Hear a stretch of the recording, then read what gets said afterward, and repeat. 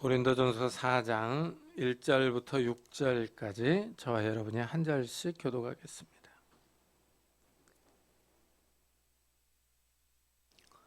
고린도전서 4장 1절부터 6절까지 한 절씩 교독하겠습니다. 사람이 마땅히 우리를 그리스도의 일꾼이요 하나님의 비밀을 맡은 자로 여길지어다. 너에게나 다른 사람에게나 판단받는 것은 내게는 매우 작은 일이라. 나도 나를 판단하지 아니하노니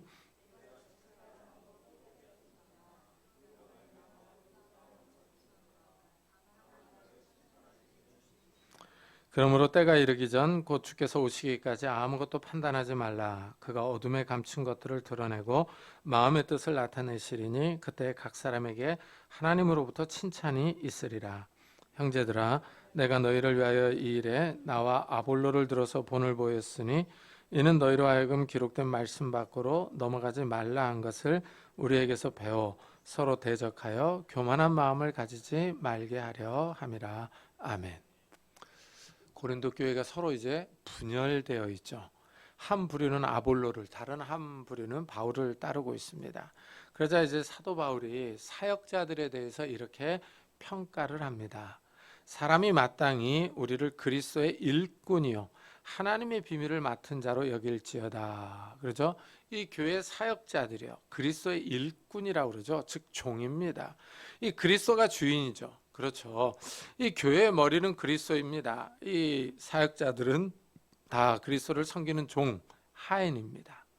다음으로 바울은 사역자를 하나님의 비밀을 맡은 자로 설명을 합니다. 여기서 맡은 자는 집사를 의미해요. 그러니까 이 고대에서 보면은 이 집사는 한 가정의 모든 일을 맡아서 하는 사람이죠. 청직이죠, 청직이. 이 바울은 자신을 하나님의 집의 일꾼과 청지기로 소개를 합니다. 주인에게 맡은 일에 대한 책임을 지는 사람이에요. 그렇다면 이제 무슨 일을 맡았느냐 하는 거죠. 이 하나님의 비밀을 맡았다 그러죠. 하나님의 비밀을 맡은 청지기로 자기를 소개하는 거죠. 이 하나님의 비밀을 맡았다라고 하는 거, 이거는 이제 예수 그리스도에 관한 지식, 하나님 나라의 복음을 뜻하는 거죠. 더 쉽게 말하면 하나님의 말씀을 맡은 자다라는 의미이죠. 그러니까 하나님의 말씀을 잘 전해야 할 직무를 맡은 자입니다. 이 말은 직접적으로 이제 아볼로, 바울, 베드로에게 해당이 되죠. 그들은 사도들이죠, 사도들. 그들은 하나님의 계시를 받아서 성경을 기록한 자들이며 예수님의 부활을 직접 본 사람들이죠. 이런 점에서 현대의 사역자들, 목사와는 좀 급이 다르다라고 말씀드릴 수 있어요. 목사도 이 하나님의 비밀을 맡은 자들이죠. 하나님의 말씀을 전하는 자임에는 틀림없습니다. 그러나 사도와 같은 급은 아닙니다. 따라서 이 목사가 지나치게 자신을 사도와 같은 권위를 주장한다면 그것은 이제 잘못된 것이죠. 이 권위, 참 우리나라는 이 권위적인 요소가 많은데 이 권위에는 문화적인 요소가 있습니다. 그래서 대구나 경상도 지역에 가면은 상당히 권위적이에요. 그래서 목사님을 마치 직장 상사 모시듯이 합니다. 어떤 교회에서는 모든 부교육자가 다 나와서 깍듯이 인사를 합니다. 식당에서 식사하다가도 이 목사가 들어오면 다 일어서기도 하죠. 너무 권위적이죠.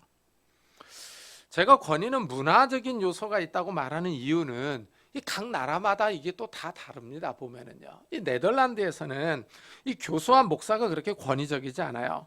제 지도 교수님은 제가 논문을 지도받으러 가면 직접 나를 마중 나와가지고 옷을 받아서 걸어줘요. 그리고 직접 커피도 타줍니다.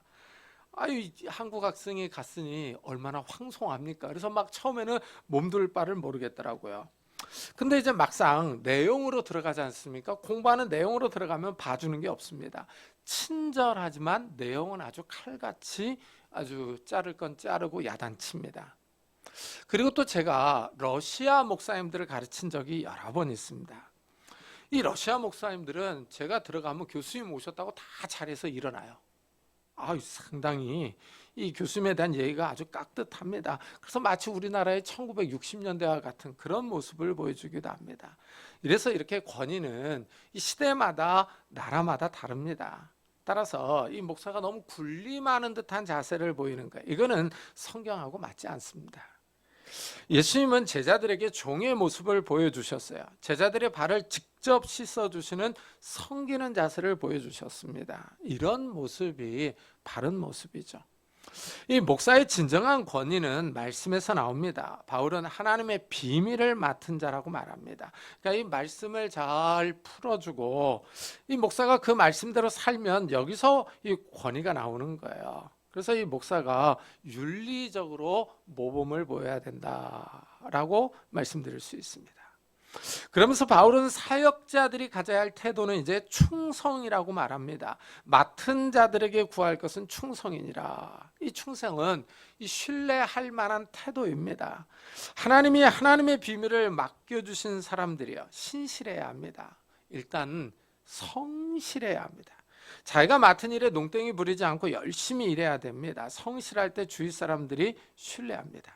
참 일단은요, 이 목사는 이 설교 말씀을 잘 준비를 해서 전해야 됩니다. 근데 이게 성실하지 않으면 못해요. 이 모든 일들이 다 그렇지만은 이게 성실하지 않으면 일을 못합니다. 한번 생각해 보세요. 이번 주 설교를 잘 했어요. 이번 주 설교에 은혜가 있었습니다. 근데 그 다음 주에 그 설교를 써먹을 수가 없어요. 그죠? 그래서 다음 주에는 또 새로운 본문을 또 준비를 해야 됩니다. 그러니까 이 설교를 매주 새로 써야 돼요. 제가 그 일부 예배 때, 그 대예배 때 그 설교하는 내용이 A4 용지로 이 7페이지를 씁니다. 10포인트로. 보통 이제 12포인트로 하면 10페이지를 써요. 오후에는 한 5페이지 씁니다. 그러면은 한 일주일에 3번 설교를 하잖아요. 그러면 일주일에 한 20페이지 이상을 써야 돼요. 그러면 한 3, 4일을 꼬박 책상에 앉아서 작업을 해야 됩니다. 그럼 이제 나중에 허리가 아파요. 아이고, 너무 앉아 있어가지고. 머리도 잘 안 돌아가고. 근데 이제 다음 주에 이 설교를 좀 또 써먹으면 좋을 텐데 써먹지를 못합니다. 그러니 참 죽을 맛이죠.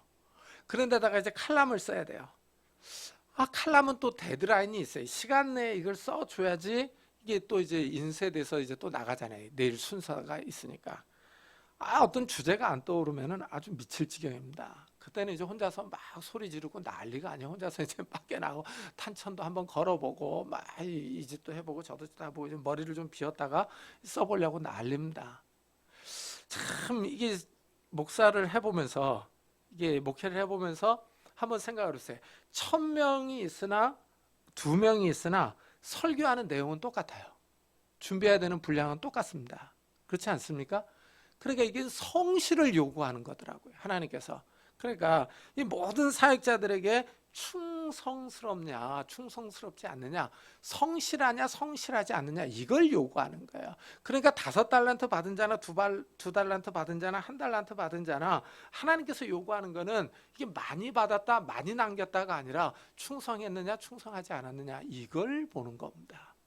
참, 그러니까 이게 여기서도 하나님의 비밀을 맡은 자는 충성해야 된다고 그러죠. 참 이게 성실하지 않으면은 참 이게 목회를 할 수가 없다, 이런 생각이 많이 들었습니다. 그 다음에 이게 또 사역자는 말과 행동이 또 일치해야 되잖아요. 이 말만 하면은 문제가 생기죠. 자기는 말한 대로, 자기가 말한 대로 살아야 그 말의 의미가 있습니다. 이 바리새인들은 율법을 해석만 해주고 자기는 그렇게 살지 않은 거예요. 그러니까 문제가 된 겁니다. 이래서 예수님이 그 모습을 보고 비판한 거예요. 바리새인들이 말하는 대로 하는데 그 행동은 본받지 말라, 이렇게 말씀하시는 거예요. 그러니까 이 말만 하는 거예요. 말만 하는 사람이 있어요. 말만 하고 책임을 지지 않으려고 합니다. 이러면은 성도들이 그 목사님을 신뢰하지 않습니다. 말과 행동이 일치해야 성도들이 신뢰합니다. 이런 사람이 신뢰할 만하는 거예요. 충성을 다하는 거죠. 또한 어떤 고난이 와도 견디고 이겨내야 합니다. 조금 어렵다고 해서 맡은 일을 그만둔다면 충성하지 않은 거죠. 이 복음 전하는 일에는 정말 어려움이 많습니다. 이 사도 바울을 읽어보면은, 고린도서를 읽어보면 고난을 많이 겪습니다. 먼저 복음에 반대가 있어요. 반대. 사람들이 비난하고 욕한다면 그런 대로 참을만 합니다. 하지만 때리고 옥에 가둔다면은 견디기가 힘들죠. 바울은 이런 고난을 많이 견뎠습니다. 또한 경제적으로도 어렵습니다. 그래서 이 복음을 전해서 돈을 버는 것이 아니어서 경제적인 어려움이 있습니다. 이 바울은 굶주림과 목마름에 고생을 많이 했다고 말합니다. 이 복음 사역자로 충성하려면은 이 모든 것들을 다 견뎌내야 돼요. 그리고 또 이제 사도 바울이 비난이 있다고 그래요. 비난. 그래서 이 다음 구절을 보면 너에게나 다른 사람에게나 판단받는 것이 내게는 작은 일이라 나도 나를 판단하지 아니하노니 하고 얘기를 합니다.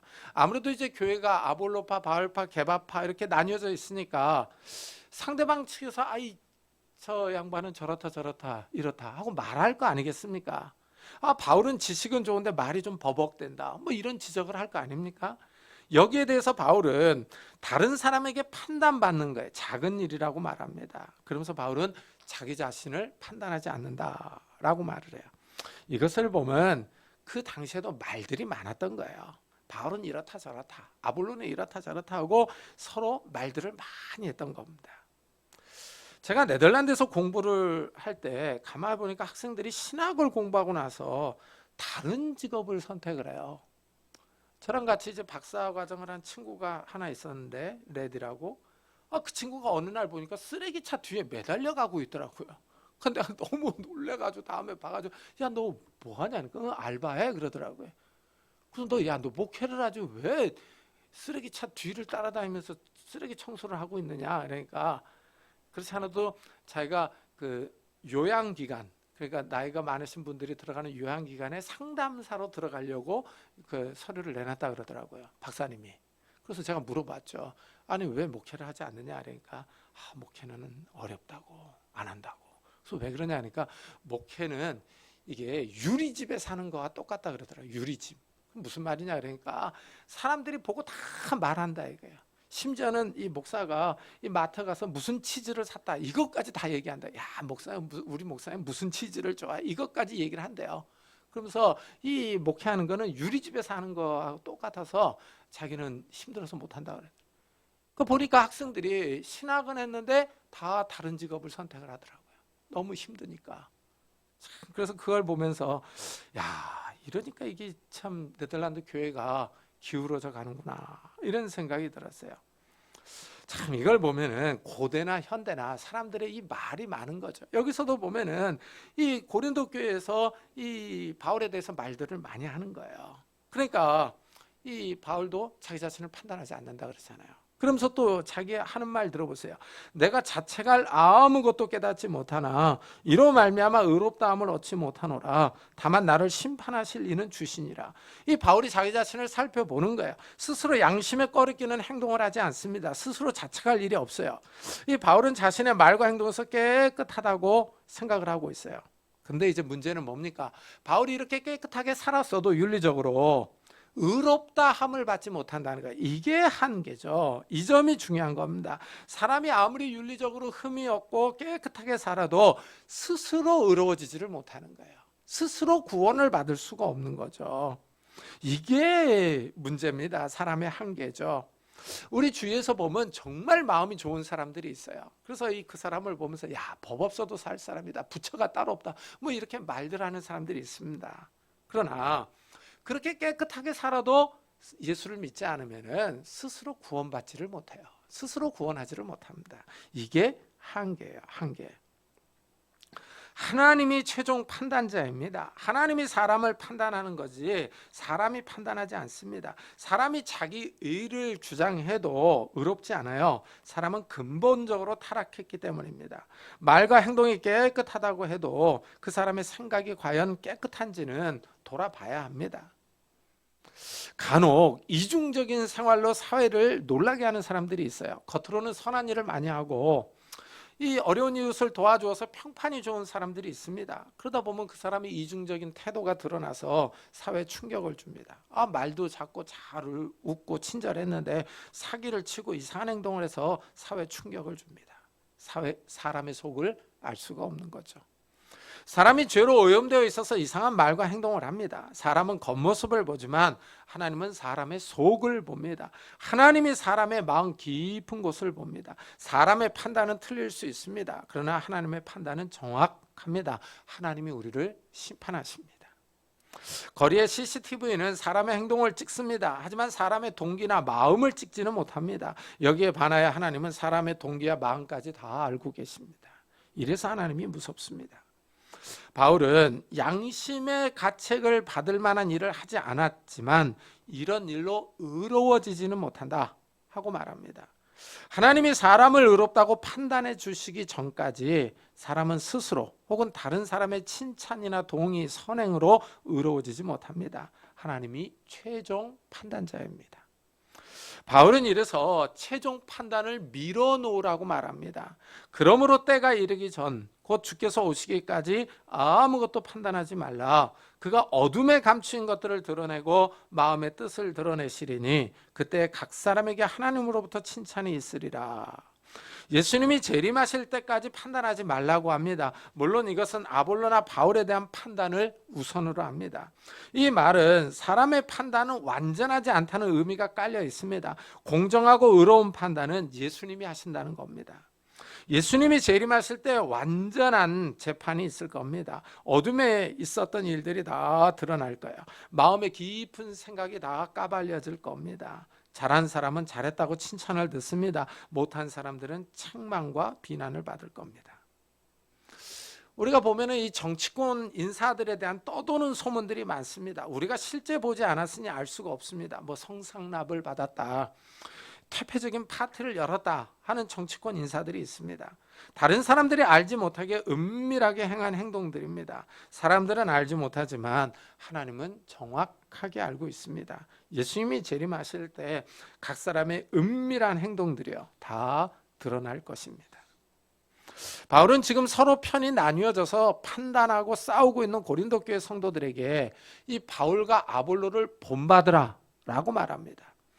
형제들아, 내가 너희를 위하여 이 일에 나와 아볼로를 들어서 본을 보였으니 이는 너희로 하여금 기록된 말씀 밖으로 넘어가지 말라 한 것을 우리에게 배워 서로 대적하여 교만한 마음을 가지지 말게 하려 함이라.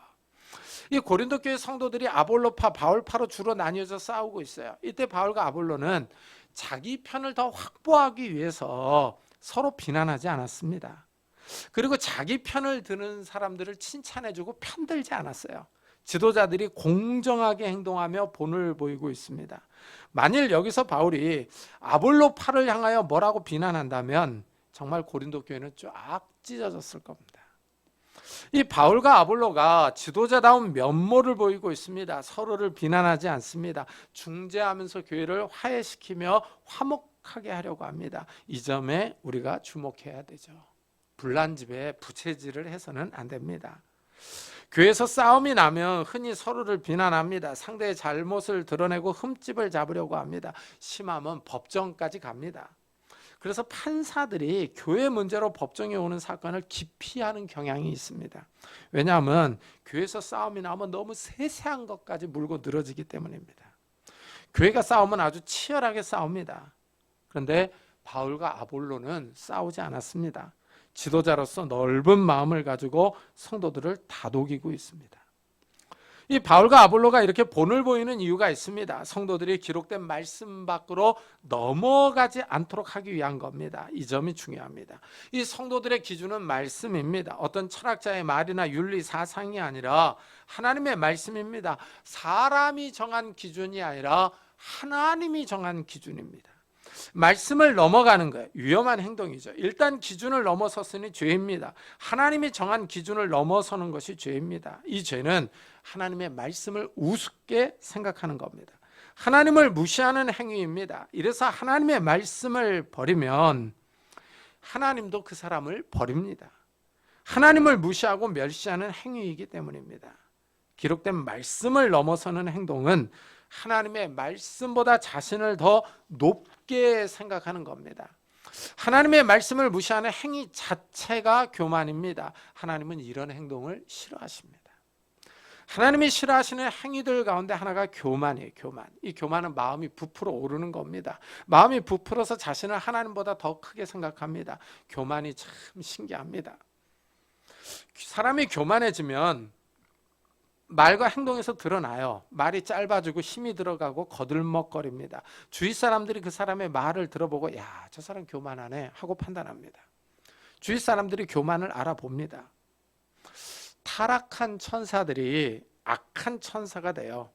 이들을 향해 유다는 이렇게 말합니다. 자기 주의를 지키지 아니하고 자기 처소를 떠난 천사들을 큰 날의 심판까지 영원한 결박으로 흑암에 가두셨으니 하고 평가합니다. 하나님이 맡겨주신 지위를 떠난 거예요. 이것은 명령 불복종이죠. 자기 마음대로 행동하는 겁니다. 하나님이 그 자리에 있어라 라고 얘기를 했는데 그걸 무시하고 떠난 거죠. 이런 행동이 바로 교만입니다. 교만. 군대에서도 상관의 명령을 따르지 않는 사람이 있어요. 불공정한 명령이 아닌데도 따르지 않습니다. 상관을 우습게 하는 행동이죠. 상관을 무시하는 교만한 사람입니다. 이와 같이 타락한 천사들이 하나님이 맡겨주신 지위를 떠났습니다. 하나님의 명령을 무시했습니다. 교만이죠. 이 교만이 그 천사를 타락시키는 거예요. 바울은 성도들에게 모범을 보여요. 기록된 말씀 밖으로 넘어가지 않도록 하기 위해서입니다. 그들의 마음이 교만해지지 않도록 하기 위해서요. 그러면서 바울은 우리에게서 배우라고 그러죠. 배우라고. 성도들에게 배우라고 합니다. 그렇습니다. 성도들은, 우리들은 그리스도의 일꾼에게 계속 하나님의 말씀을 배워야 돼요. 그리스도의 일꾼이 맡은 것은 말씀입니다. 말씀을 잘 배울 때 마음이 교만해지지 않습니다. 마음이 높아져서 다른 사람을 판단하거나 비방하지 않습니다. 우리 모두는 이 말씀을 배워야 돼요. 그리고 그 말씀대로 살아가야 돼요. 계속 말씀을 읽고 배우는 성도님들이 되시기를 예수 그리스도의 이름으로 축복합니다.